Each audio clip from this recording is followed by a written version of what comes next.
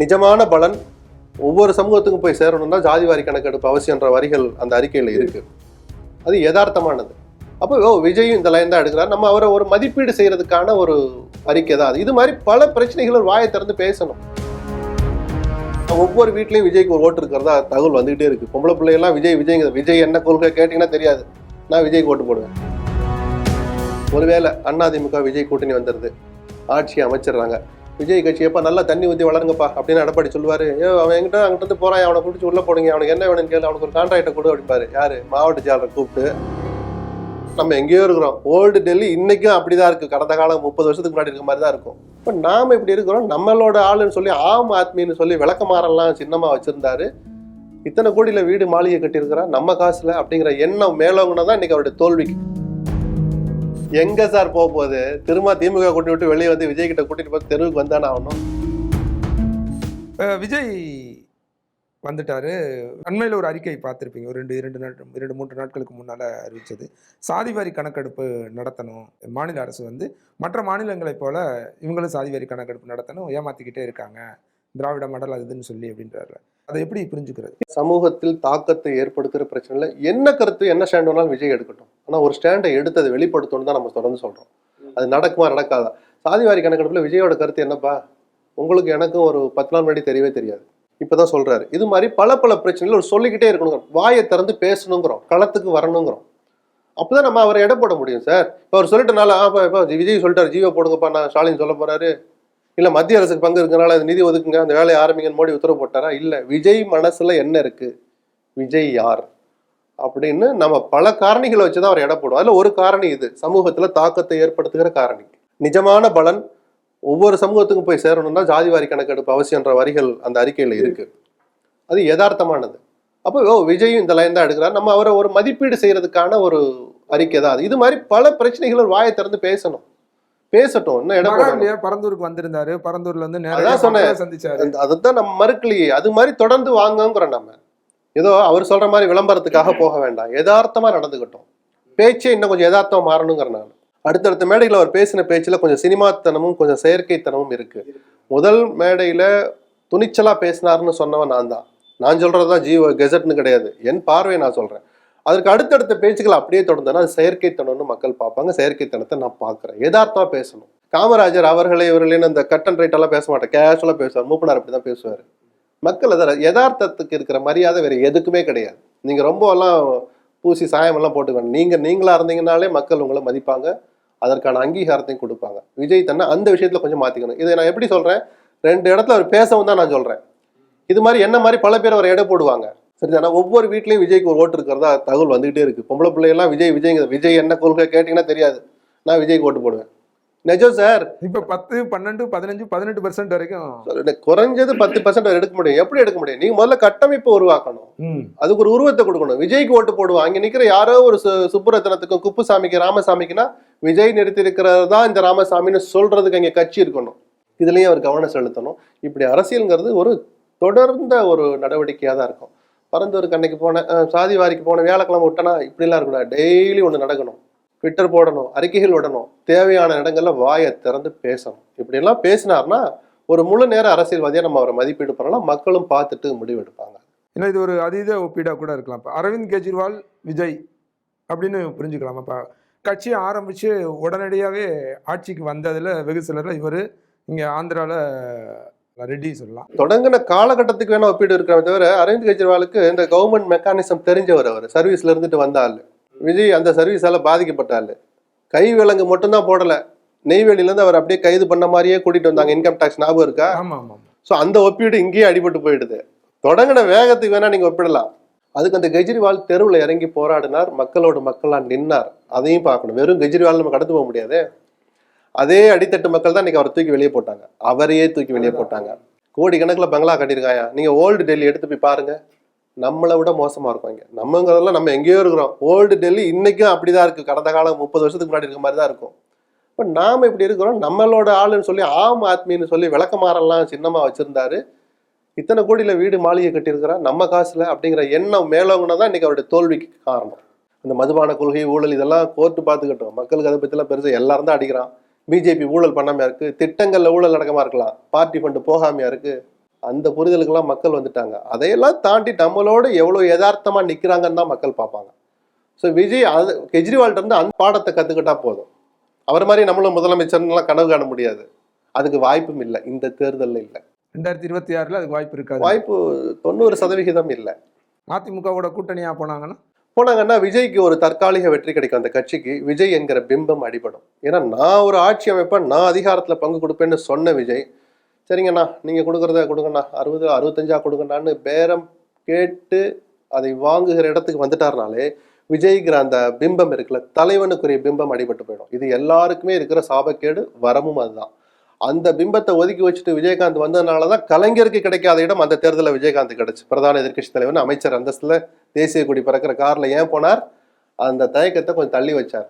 அது ஒரு வகையில தேமுதிகவுக்கு நல்லதா அமைஞ்சது. இன்னொரு பக்கம் வீழ்ச்சியின் தொடக்கமும் அதுவாக தான் இருந்தது. கடவுளுடைய இதனால அவருடைய உடல் நலமும் அப்போ மெளிய ஆரம்பிச்சது. சரிதானா? ஸோ ஒரு இழப்பும் இருக்கு, ஒரு நல்லதும் இருக்கு அந்த முடிவு எடுக்கிற போது. விஜய் அப்படி எடுத்து மீண்டு வருவாரா? வர விடுவாங்களா? ஒருவேளை அதிமுக விஜய் கூட்டணி வந்துடுது, ஆட்சி அமைச்சிடுறாங்க, விஜய் கட்சி எப்பா நல்லா தண்ணி ஊற்றி வளருங்கப்பா அப்படின்னு எடப்பாடி சொல்லுவாரு. அவன் என்கிட்ட அங்கிட்ட இருந்து போறான், அவனை கூட்டிச்சு உள்ள போடுங்க, அவனுக்கு என்ன வேணும்னு கேளு, அவனுக்கு ஒரு கான்ட்ராக்டை கொடு அப்படிம்பாரு. யாரு? மாவட்ட செயலரை கூப்பிட்டு அவனுக்கு சத்தம் இல்லாம இங்க வந்து சேரும்பாரு. ஜெயலலிதா தானே பண்ணாங்க. 29 அதிமுகவே விஜய் கட்சியை கரைச்சிடும் யாருமே விரும்ப மாட்டாங்க சார். தேமுதிக அதிமுக கூட்டணி 29 எம்எல்ஏ ஜெயிச்சாங்க. 10 பேர் ஜெயலலிதா தொகுதி நலனுக்காக போய் முதல்வரை சந்தித்தார்கள். ஞாபகம் இருக்கா அந்த போட்டோ எல்லாம்? சரி, இதை இப்படி புரிஞ்சுக்கலாமா? விஜய் அந்த இடத்தை அந்த வேலையை பார்க்க மாட்டாரா? விஜய் வந்து அவர் தான் கரிஸ்மாட்டிக் லீடரா, அதிகாரம் அவர் கையில இருக்கணும்ல. முதலமைச்சர் எடப்பாடி ஆயிட்டார்ல. சரி, முதலமைச்சர் எடப்பாடி, துணை முதலமைச்சராகவே விஜய் இருந்தாலும் அவருடைய கட்சியை கரைக்கணும்னு தான் பிரதான கட்சி நினைப்பாங்க. ஒழிக்கிறது அழிக்கிறதுன்னு இல்லை, வளர்றதை விரும்ப மாட்டாங்கன்னு நான் நாகரிகமா சொல்றேன். இப்போ கழகங்களை ஒழிக்கணும்னு பிஜேபி நினைக்கிற அந்த வெஞ்சன்ஸ் கலந்த ஒரு பார்வை, அது வேற. இது வந்து வளர விடக்கூடாதுங்கிறது, முளையிலேயே கிள்ளி எறிஞ்சிடணும். அதான் கொடுக்கறோம்ல டெப்டி சிஎம் வச்சுக்கிட்டோம், போதும் போதும் அப்படின்னு தான் நினைப்பாங்க யாருமே. அது ஸ்டாலினும் அப்படிதான் நினைப்பார், திமுக அப்படிதான் நினைக்கும், அதிமுக அப்படிதான் நினைப்பாங்க. தங்களுக்கு ஒரு போட்டி ஒரு பிளேயர் வர்றதை யாரும் விரும்ப மாட்டாங்கல்ல. இதையெல்லாம் விஜய் புரிஞ்சுக்கணும். ஓ, அரசியல் இதெல்லாம் இருக்கான்னு. விஜய் பார்ட்டியில 2 புது வரவுகள், ரொம்ப முக்கியமான புது, ஆதவ அர்ஜுனும் நிர்மல்குமாரும். இது பார்ட்டியில பெரிய அதிருப்தியை ஏற்படுது. அதை எப்படி நீங்க பார்க்க? பொதுவாகவே ஒரு வரவு வர அதிருப்திகள் தவிர்க்க முடியாது. இன்னும் நிறைய கோஷ்டிகளை பார்க்கலாம். அது இவ்வளவு நாளா ஐயே நாங்க இப்படி நினைச்சிருந்தோம் அப்படின்னு பல பேட்டிகள்லாம் குரல் வந்துருச்சு, வரதான் போகுது, தொடர்ந்து வரும். வளருகிற கட்சியில இது தவிர்க்க முடியாதது. அதுக்காக புதியவங்களை வர வைக்காம நீங்க எப்படி தேர்தல் சந்திப்பீங்க? சாதாரண ஒரு குப்புசாமிக்கும் மரியாதை கொடுக்குறவன் நானு. ஆனா தேர்தல் வர்ற போது ஒரு பிரபல்யம் வேணும்னு நினைக்கிற அந்த யதார்த்தத்தையும் விஜய் தவிர்க்க கூடாது. அவங்களாம் மன்றத்துல நான் அந்த இது பூவே என்ன பூச்சோட என்ன படம் அவரு, அது போய் அப்ப இருந்தே அவன் என் கூட இருக்கான்ப்பா அப்படின்னு பார்த்து கொடுக்குற விஷயம் இது அல்ல. அந்த ஊரறிஞ்ச முகம், அரசியலுக்குன்னு சில தகுதிகள் இருக்கு. மன்றத்துல இருந்தாங்கிறதுக்காக விஜயகாந்த் மன்றத்துலன்னா அரசியல் அறிவை பல வருஷமா அவர் ஊட்டிக்கிட்டே இருந்தாரு. விஜயகாந்தினுடைய ரசிகர் மன்றத்துக்கும் விஜயனுடைய ரசிகர்களுக்கும் வித்தியாசம் நிறைய இருக்கு. இந்த அரசியல் ஆசையை சில வருஷமா தான் அவர் கொஞ்சம் லேசா வசனங்கள் மூலமா காமிச்சுக்கிட்டு இருந்தார். விஜயகாந்த் அப்படி அவர் பல வருஷமா அந்த அரசியலை பூத்திக்கிட்டே இருந்தார். அண்ணன் என்ன பண்றாரு, என்ன சொல்றான்றது அவர் தெரிஞ்சுக்கிட்டே வந்தார். ரஜினி மாதிரி படம் காட்டல, சாலிடா கொண்டு வந்தார். அப்படியே அந்த மன்ற கொடியை தேமுதிக கொடியா மாத்தினார். அவர் கொடி பறக்காத கிராமங்களே இல்லைன்ற நிலைமையை கொண்டாந்தார். அப்ப பிரபல்யமான அதிமுகவோட சேர்ந்தது அவங்களுக்கு இன்னும் கொஞ்சம் கூடுதலா இருந்தது. விஜய் அதெல்லாம் முதல்ல இந்த அடிப்படைகளை புரிஞ்சுக்கிடணும்னு சொல்றேன். இல்ல இப்ப இவங்க 2 பேரும் சேர்ந்தது கட்சிக்கு பலமா இருக்குமா? இல்ல நிச்சயமா ஆதவ்கிட்டையும் ஒரு சில தகுதிகள் இருக்கு. பொதுவாக ஸ்ட்ராட்டஜிஸ் விஷயத்துல திமுகவுக்கும் பண்ணவர் தான் அவர். இது மட்டுமே போதுமான ஒண்ணு இருக்கு. அதுக்காக அவர் போய் நம்ம குறைச்சு மதிப்பிடல. அவருக்கு என்ன தெரியுமோ அந்த பதவி தான் கொடுத்திருக்கிறாரு அவரு. இப்ப பிரசாந்த் கிஷோர் கூட்டிட்டு வந்தது அவர் தான். அந்த தொடர்புல தான் இதுதான் அந்த கட்சிக்கு பலம். இது மாதிரி முகங்கள் தேவைப்படுது. விஜய் அதை புரிதலுக்கு வரணும். ஊரறிந்த முகங்கள் நமக்கு தேவை. அப்படி வர்ற போது ஆமாம், புசி ஆனந்த் உட்பட பல பேர் அதுக்கு கோவப்படதான் செய்வாங்க. என்னடா நம்ம இடம் பாதிக்குதே, அதான் அரசியல். இதையெல்லாம் சமாளிச்சு கொண்டுட்டு போயிட்டு அந்த பிரபலங்களோட கட்சி நடத்தணும். தேமுதிகவுக்கு எப்படி அவ்வளவு பெரிய இது கிடைச்சது? ஒரு 10 பேராவது முன்னாள் அமைச்சர்கள், எம்ஜிஆர் காலத்துல எம்எல்ஏவா இருந்தவங்க, ஜெயலலிதா காலத்துல மந்திரி, இப்படி போனதுனாலதான் அரசியல் முகமாக அது உடனடியாக பார்க்கப்பட்டது. சரிதானா? அதே மாதிரிதான் வளர்ற கட்சிக்கு அது தேவைப்படுது. இப்ப சீமான்ங்கிற ஒற்றை முகத்துக்காக தான். அங்க வேற யாரையாவது பெருசா போய் மக்கள்கிட்ட போய் ஓட்டு கேட்க முடியுமா? முடியாது. சரி, லோக்கல்ல பெரிய மாவட்ட அளவுல அறிஞ்சவங்க கிடையாது.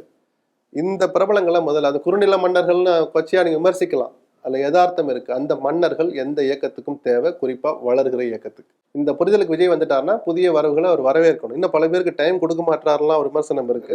அவருக்கு ஒரு பயம் இருக்கும், ஏன்னா இவங்க எல்லாம் சேர்த்தா நம்மள எதுவும் பண்ணிடுவாங்களான்னு இருக்கலாம். ஏன்னா அரசியல் அவர் இப்பதான் கத்துட்டு இருக்கிறாரு. பட் அதுல தாண்டி நிலைச்சு நிக்கணும், சில முடிவுகளை உறுதிப்பட எடுத்தாருன்னா கட்சி வளர்றது கொஞ்சம் நல்ல திசையில நடக்கும். அது ஆதவ் அர்ஜுனா கட்சியில் சேர்ந்தார். கட்சியில் சேர்ந்தனே அதிகாரப்பூர்வமாக அவருக்கு பதவி அறிவிக்கப்பட்டது.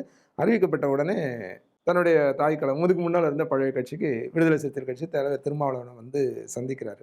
இது ஆரோக்கியமான அரசியல் அப்படின்னு திருமாவளவன் அதன் பிறகு பேட்டியும் கொடுக்கிறாரு. இது உண்மையிலேயே ஆரோக்கியமான அரசியல் அப்படின்னு புரிஞ்சுக்கிறதா, இல்லை திருமாவளவன் தனக்கான ஒரு வாய்ப்பை அல்லது தனக்கான டிமாண்டிங் அந்த பவரை அதிகப்படுத்துறதுக்கு? சரி, அப்படி அந்த சந்திப்பு நடந்தனால நம்ம அப்படி சந்தேகப்படணுமா? நடக்கவே இல்லைன்னா திருமாவளவன் ஆதவ பேசிக்க மாட்டாங்களா? அது வேற. ஒருவேளை திருமாவளவன் நம்ம நாகரிகம்னு சொல்லி அந்த மாதிரி விஷயங்களை என்கரேஜ் பண்ணுவோமே, நாகரிக அரசியல் தான். எங்க சார் போகுது? திரும்ப திமுக கூட்டி விட்டு வெளியே வந்து விஜய் கிட்ட கூட்டிட்டு போய் தெருவுக்கு வந்தானே ஆகணும். அதை தான் சொல்ல வரேன். இந்த மாதிரியான விமர்சனமோ பேச்சோ வெளியே வராம தவிர்க்கணும்னு திருமாவளவன் நினைச்சிருந்தாரு அப்படின்னா அந்த சந்திப்பவே அவர் தவிர்த்திருக்கலாம். வேண்டாம், நீங்க இங்க வந்து இல்ல அப்படி இல்ல, ஒரு நல்ல மெசேஜ், ஒரு ஆரோக்கியமான அரசியலுக்கு நம்ம ஒரு சிலபஸை கொடுப்போம்னு கூட நினைச்சிருக்கலாம்ல. ஏன் நம்ம அந்த பார்வையும் பார்க்க கூடாது? பிளஸ் அங்க இருந்து போனவர் அவர் சொல்றாரு, அவங்களும் ஒண்ணு சட்டையை பிடிச்சிக்கிட்டு சண்டை போட்டுலாம் வெளியே போகல. எவ்வளவோ பிடிச்சு பார்த்தாரு, அதை விட்டுறக்கூடாது, என்னை நம்பி வந்தவர்களை, தலித் அல்லாதவர்களை பாதுகாக்க வேண்டிய கடமை எனக்கு இருக்குன்னு சொன்னாரா? எவ்வளவு முட்டு கொடுக்கணுமோ கொடுத்தாரு. பட் ஆதவோட கெட்ட நேரமா நல்ல நேரமா தெரியல, அவரு கொஞ்சம் அடங்காமையே இருந்தார். கட்சின்னு வந்துட்டு அந்த ஃப்ரேம்குள்ளதான் சார் யாருமே இருக்கணும். நீங்க எவ்வளவு பெரிய ஆளா வேணாலும் இருங்க, அதனால அந்த அந்த ஃப்ரேமை தாண்டினா தானே எம்ஜிஆர் தூக்கி வெளியே போட்டீங்க. அந்த ஃப்ரேம் போட்டதே தப்புடான்னு எம்ஜிஆர் ஒரு விளக்கம் சொன்னாங்கிறது வேற.